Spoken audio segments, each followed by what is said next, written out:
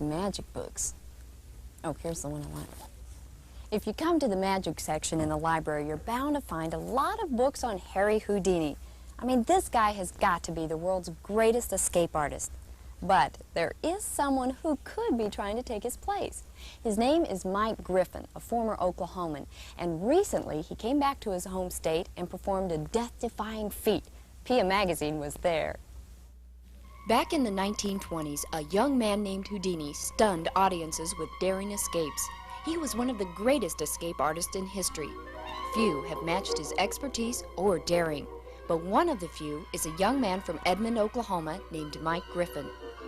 PIA magazine introduced you to Mike 2 years ago when he was only 19. He was just beginning his career as an escape artist, and he performed several escapes that stunned our audiences, including this one. It was a challenge by the Guthrie, Oklahoma Police Department. Mike freed himself from 3 sets of handcuffs and 4 sets of leg shackles, all in 6.5 minutes. Since then, Mike has moved to Los Angeles to pursue his career, but he returned to Oklahoma to perform another death-defying feat. Why do you do these dangerous things? Entertainment. Well, everybody wants to see somebody die. Everybody wants to know somebody who died, and it's just something that draws people there. They flocked to see Evel Knievel. They flocked to see Harry Houdini. Hopefully, they'll flock to see Mike Griffin.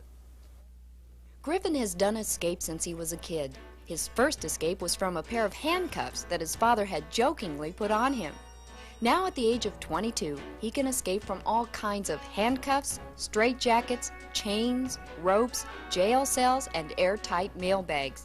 Many of his escapes are very dangerous, and he has flirted with death more than once. Well, the most recent one before the straitjacket stunt was at the bottom of the Pacific Ocean. They locked me up with chains and leg irons, then they threw me down to the bottom of the ocean in Balboa Bay, California, and I got stuck in the silt and the mud, and it got inside the leg irons, and the leg irons jammed up on me, and I had to fight to get out, and I shot up to the surface. And then how did you feel?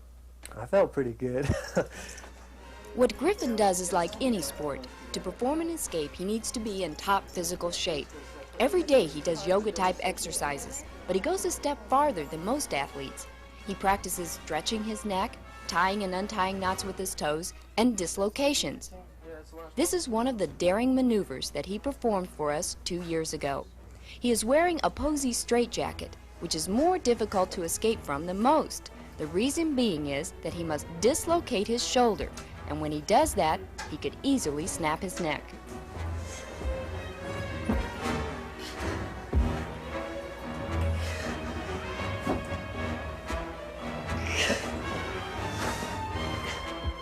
In your mind, you can almost itemize your muscles. You can almost feel them or kind of direct each muscle to move in its own way to help you break out of that device. Your muscles go, your mind thinks positively, and of course you do block out the pain. It gets painful like you wouldn't believe, but after a while you can just block it out, so it just doesn't hurt.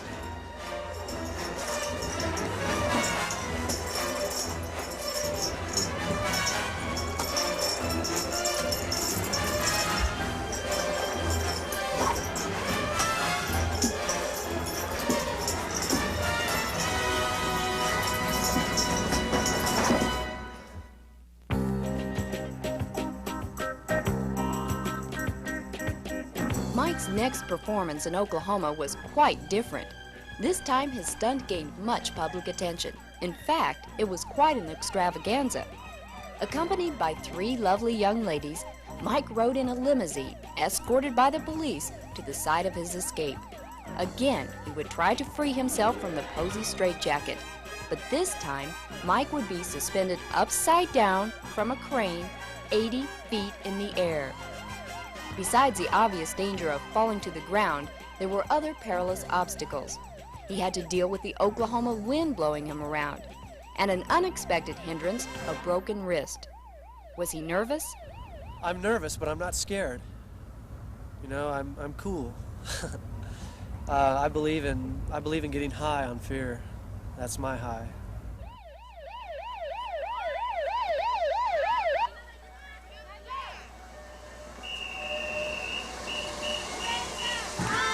Mike arrived at the location and was greeted by a marching band and hundreds of anxious onlookers.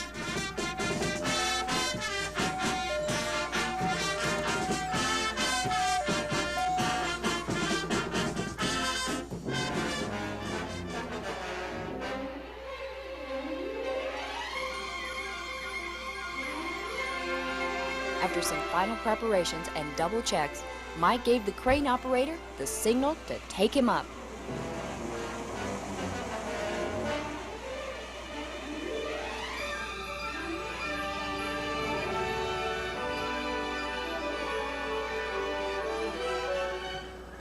I learned a long time ago in school not to panic. If you panic, if you're doing what I do, if you panic, you could literally die that quick. You know, panic's a fool's choice. Every single day, every single night that we do a show, you get people saying, "You're crazy." You know, what I do is right for me, may not be right for you, but I hope you like the show. And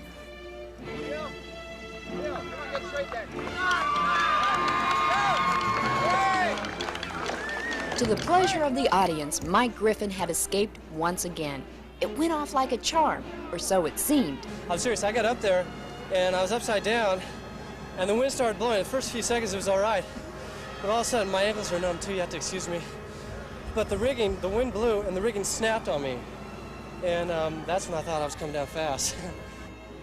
Mike has survived one more daring escape, only to challenge himself to do something more outrageous and more dangerous. I have a feeling you'll be seeing a lot more of Mike Griffin, possibly America's next Houdini.